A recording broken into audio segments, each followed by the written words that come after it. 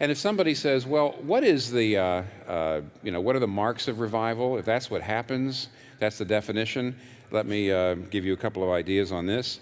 And I want to right away tell you, I'm not talking about programs, and I'm not talking even about methods. I'll get to that in a second.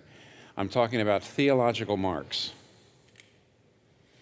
Times of revival almost always have some version of a sense in which the gospel is recovered. And it's believed and it's communicated in a newly vital and vivid way, and it's recovered. And you say, recovered from what? Well, there's only two places to recover from. The gospel is between legalism and antinomianism.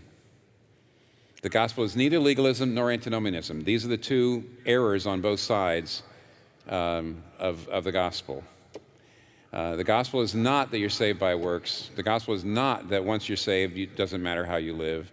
The gospel is you're saved by faith alone, but not by faith which is alone or remains alone, but issues in holiness of life.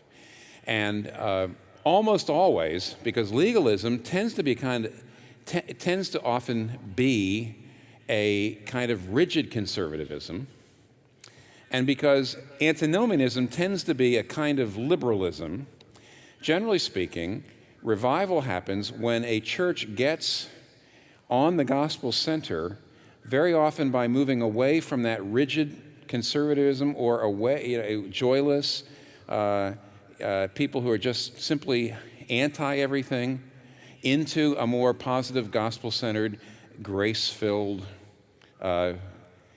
Christian life. Or there's a recovery out of the liberalism that really doesn't believe in the atonement, doesn't really believe that in hell, doesn't really believe that we are sinners and that Jesus had to propitiate the wrath of God. So there's a recovery of the gospel.